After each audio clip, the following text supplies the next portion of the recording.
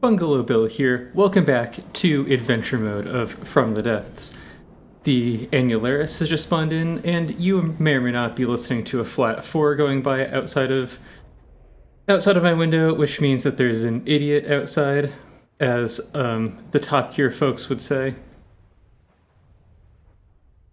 And the Annularis is one of the scarier things that we've spawned in so far. The firepower it has probably isn't sufficient to really kill us, especially because these missiles just aren't going to get through our lambs.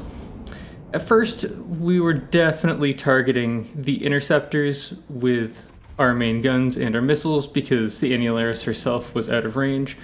We should now be putting our main gun focus onto the Annularis and reserving our laser, which appears to have been trimmed, unfortunately, so we may have to wait a bit before that gets online, for the interceptors. However, we do have some repair functionality, so hopefully we're going to get that laser online. It looks like the repair tentacles are going for the barrel of it now. But let's see how our missiles are going to do. We have 4 large frag missiles and 4 large EMP. Remote guided, so they went for target underwater, had a little unfortunate bounce in and out of the water. Still dealt okay damage. There's a little bit of EMP going on. Unfortunately, tore a line a bit high off the Annularis, and the Annularis is mostly empty space anyway.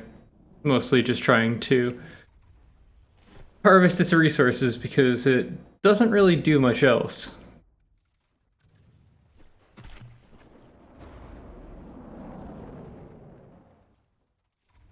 I'm actually starting to wonder whether or not the Annularis... Oh, it looks like we've retargeted it onto an interceptor for some reason. Whether or not the Annularis has ECM. I think a lot of the Steel Strider's sort of carrier-based vehicles have it, but unfortunately I don't remember if the Annularis is one of them. She's relatively low difficulty, so it's possible that she doesn't. Currently, I'm just retargeting onto the Annularis because I don't want to waste these missiles on these small craft. We actually can hit them. It's not super common, but the APN guidance will hit them if they're on their approach. If they're banking or retreating, it's a bit harder. The missiles are just kind of slow.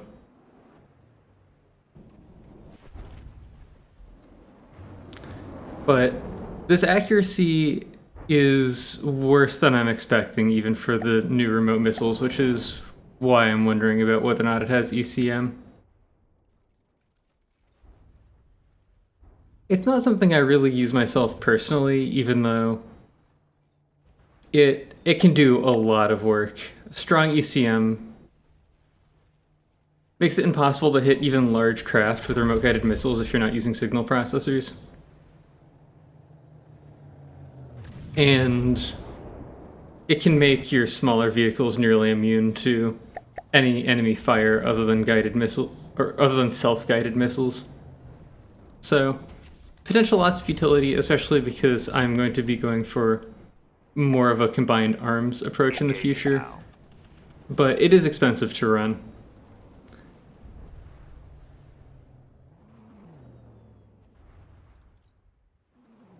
That looked real close to my eye, but it was hard to tell because the missiles de-rendered for a second.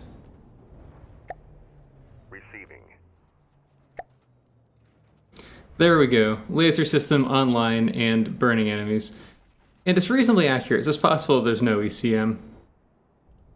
But it hurts remote-guided missiles the worst, and the remote-guided missiles were doing so badly that, you know, reasonable chance.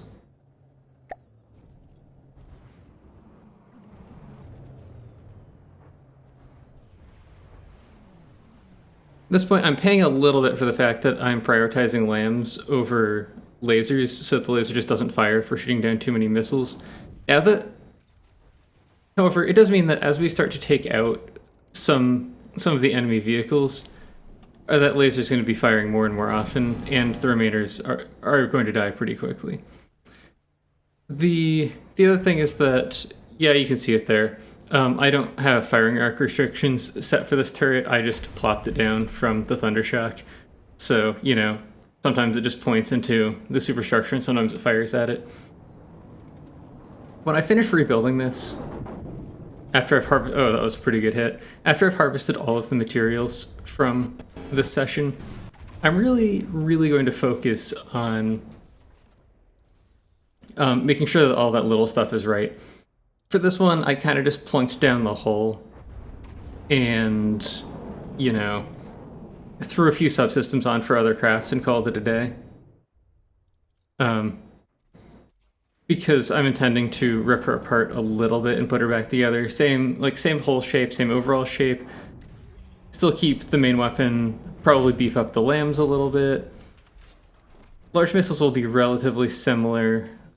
I'm just planning on giving, like, not a little enclosure type thing, but like a little VLS silo type thing to make them a little bit more interesting.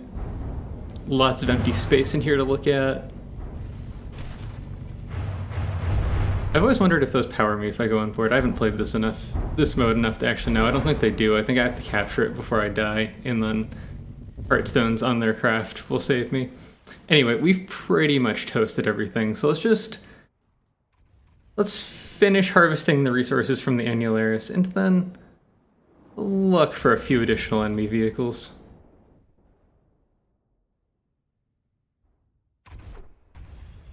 We're actually starting to fill up on resources though, and I still want a little bit more, so I might actually increase my storage capacity and spend a little bit more time hunting before I go for the rebuilds. Whatever I decide that's going to be it's going to be the end of this episode. The next one we will have a new fleet greeting us. Well, actually, we're probably going to have a rebuilding episode where I test some stuff out, maybe more than one, although not a real build episode. And then we'll have a new ship for the next episode. Well, alright, back to hunting. Well, I've managed to spawn in something that I haven't had the pleasure of fighting against before, at least not outside of the designer mode, the Barracuda, which has that really cool spinning thing going on that it shares with a few of the other older Onyx Watch designs, and it has a flight deck where it spawns in the Super Tweeties, which are currently approaching us. Or at least attempting to do so. That looks like all of the Super Tweeties down, and now it's just the Barracuda that we have to get a little bit closer to really open a fire. But there go the railguns, and yes, the cram armament on the Barracuda just is not sufficient to get through our lambs.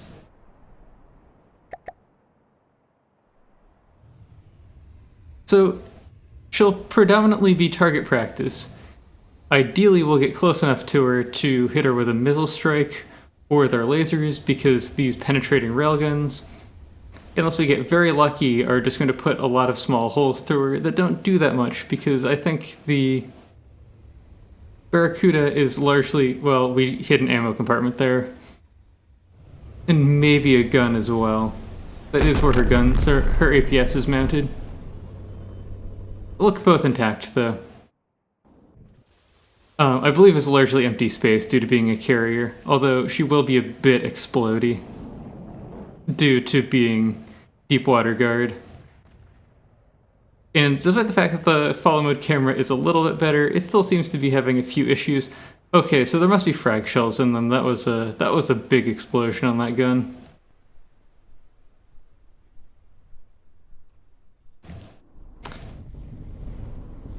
Yes, this would appear to be an ammo compartment that we blew up, and the guns on both sides have gone, and there goes the Barracuda. The Specter being a moderately sized, about 250k, Steel Strider's missile craft, which, oh, we just spawned something else in too, which, it can be moderately scary. We're sufficiently overcost compared to it that we can just fry everything that it throws at us with our lambs. And since we're using remote guided missiles, well, its flares can't really do anything. And we're eventually going to kill it, not to mention our torpedoes. But let's see what this is, the Fission, which we have already killed. It was that missile spewing Scarlet Dawn craft. I would, however, like to kill the Specter first, and I'll put us on auto so that we actually get a broadside, as I was previously just following waypoints. because I was expecting to end the Barracuda and the Specter fairly quickly. Although the Specter actually seems fairly resilient to EMP. We're taking a little bit of missile fire in there. Decent collision. I imagine that we outweigh the vision massively, but our speed is fairly low. And AI dead on the Specter. Vision's already down to 85%, being fairly fragile. We'll scoop up all those materials from the Specter. 2 decent hits, 1 frag, 1 EMP, and then a massive railgun hit, just absolutely destroying the fission. And yes, that red exclamation is from the fission, so that's all of the immediate enemies taken care of. The Perseus has just spawned in, which I believe is the first time that we've seen it. The primary interesting thing about it is the fact that it spawns... Excuse me, please. Oh, this is not easy. Alright. Spawns nukes. So, we've taken the fins off of this, and we've detonated it. Fantastic. Imagine we were using our large missiles against the nuke because the actual Perseus itself was still too far out. We should properly divert our attention to having anti-aircraft fire, which is at the moment just our lasers on the nuke, and our main guns on the Perseus. And the Perseus has just gone into range of the main guns, so hopefully we will target it soon. We managed to make this AI dead without detonating the nuke. Hopefully that doesn't come back to bite me, because the worst case scenario is that since we don't shoot at salvage, is that we... Yeah, there we go. Main guns firing at the Perseus, anti-aircraft firing at the nuke. Worst case scenario is that we drop an AI dead nuke directly on our face. I've always thought that repair tentacles, like, there should be some range issue here. You should have to build the nuke inside the body of your craft in some way. That would be so much more fun. Because right now, nukes are just... Well, maybe not nukes built like this, but like, if your craft builds good ramming vehicles, or if you have a good ramming vehicle at your disposal, they're just so cost efficient, there's no reason not to use them. They're not as good as they used to be, but they're still quite good. That was a wild shot. I have no idea why it went out that far. I haven't gotten a particularly lucky shot yet. That one wasn't bad. It still looks like all metal bricks coming out of that. And Perseus doesn't actually have a lot of firepower right now, so maybe we've put some decent holes in these. Might be checking our health, but it's still 100. I don't think these shells can actually make it through our lambs. And not only can they not make it through our lambs, but we have so much lambs firepower left over that it's really not an issue to take out these little craft that is spawning. However, we really need to get a little bit closer to the Perseus. Unfortunately, I can't do that. Our craft is really slow. Oh, and I'm not even trying, but even if I was, I wouldn't be able to manage it. The issue is that to take out the Perseus quickly, well, to take out the Perseus at all, we have to at least be in range that our main gun is going to fire. But to take her out quickly, we need to be in a range where we're going to fire not nukes, we're going to fire our large missiles. But we're only firing them at the nukes right now because the Perseus herself is staying so far away. It's a little hard to see this nuke until we get particularly close. Our sort of visual rangefinders just don't really work at a close range. I think I'm just, at this point, I think we can actually hit at a longer distance. We're firing at the nuke or the Perseus. If we started firing at the Perseus, I'm not going to... We're still firing at a nuke. I'm going to build a fire control computer.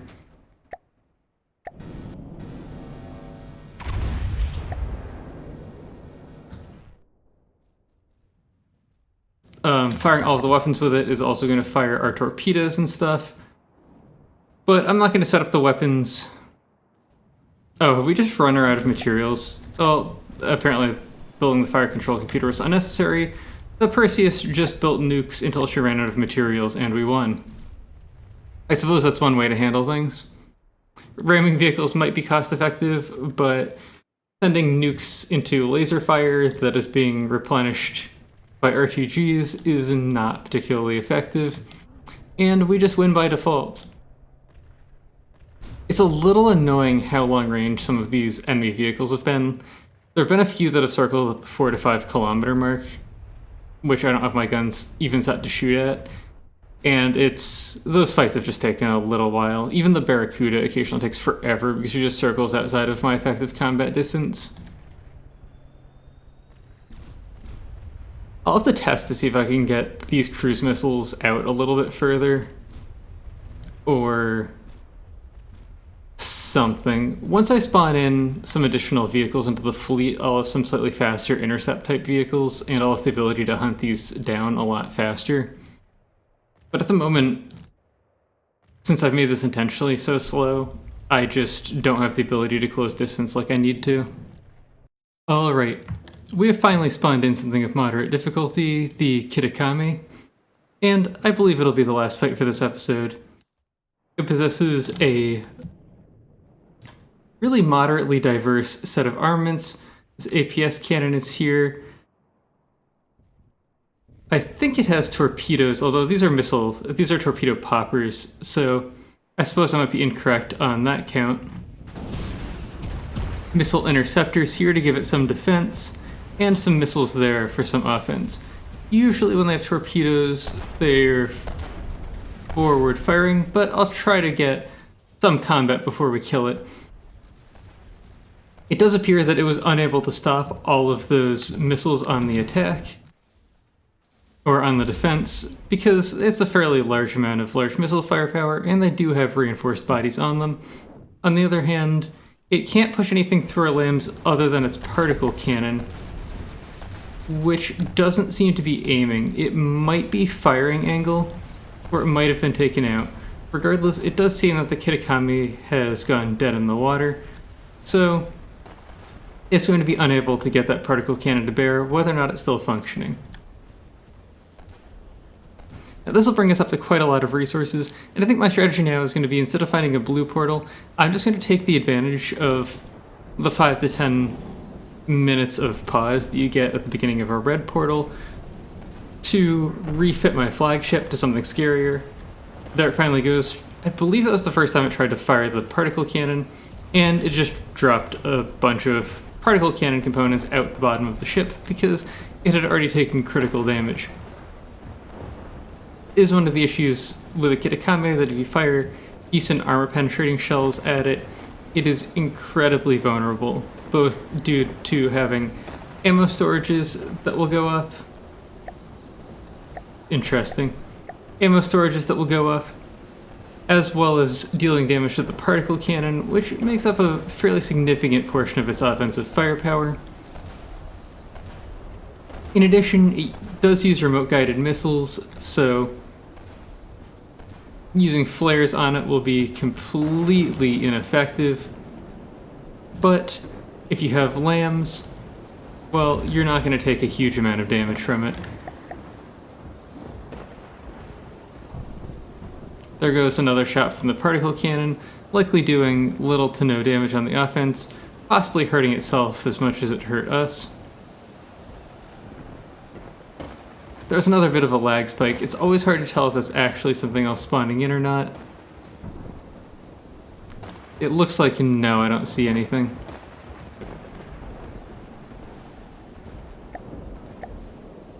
Alright, Kitakami is now really suffering at 83%.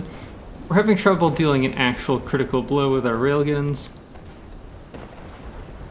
It's hard to tell if I'm still firing large missiles at it or not. Its altitude, despite the fact that it's foundering slightly, should still be high enough. And that something came in from a weird angle there, didn't it? Yes. The glaive. Alright, that's an anti-aircraft Onyx watch build. That does explain some of the weirdness that I was seeing. And we at least attempted to get a few large missiles to hit. It looks like they're having a little bit of trouble likely due to the waves and the current low altitude of the Kitakami. There we go, it's Siwa's doing actually a reasonable job at defense. Alright, let's try to knock out the glaive as well, and then I think I'm going to make a run. I'm going to end the episode, then make a run for a red portal to do a refit and really try to get this thing locked in. Because once I'm probably not going to put all of the weapons on it. I might, given how much more money I have than I thought I was going to have. But I'll really try to decorate it and make it look a little bit prettier once the hull will be going into its final form. It didn't seem like there's a point in doing it when I was going to cut the hull apart again. It's a little bit of a pain with decos. Really high laser firepower on the glaive, which makes it reasonably defensive as well, but ultimately it's just not that expensive, it's AI dead, and if you're not above it taking laser damage from these lasers, well, its offensive firepower also leaves quite a bit to be desired. I'm actually quite a ways from a portal, and I spawned the Alcazar on one side and the Pilferer on the other. Currently, I'm mostly concerned about the exchange of blows with the Alcazar. It's slightly closer. I would have liked to kill the Pilferer first, but it was a little bit out of firing range, and ooh, that was a lot of frag going up there.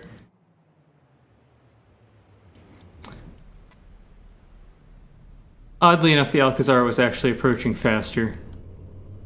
We're now within laser range. Pretty decent hole going on the side of the Alcazar.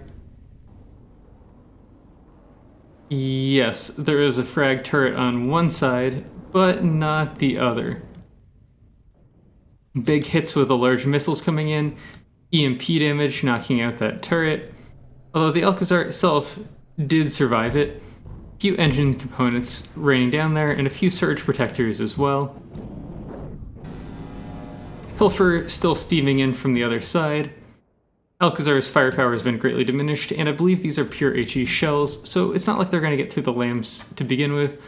It's really when you start getting into these real high-density kinetic shells that have a lot of health that we have to start to begin to worry, and that I have to perhaps take some interest in things like missile interceptors, Sea-Wiz, stuff that can really dish out a lot of damage.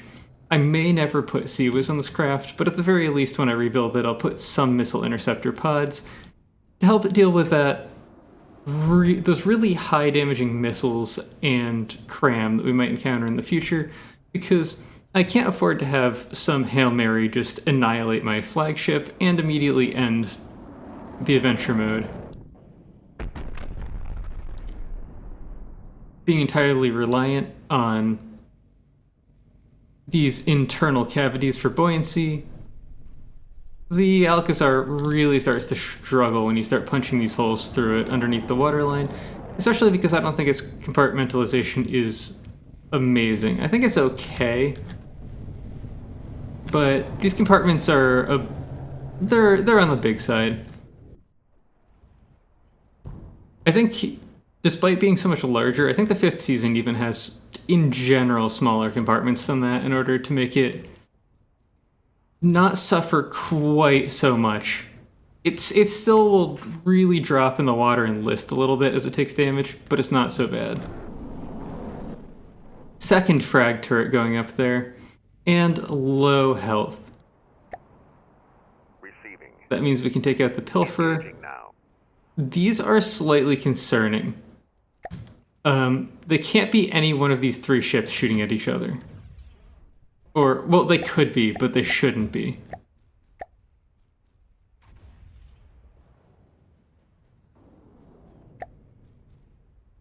Another glaive. It really seems like things are picking up now, but given the massive amount of materials that I have, this is definitely the point where I'm just running for red portal, and there's one fairly close by me, so I'm going to head on to that and end the episode.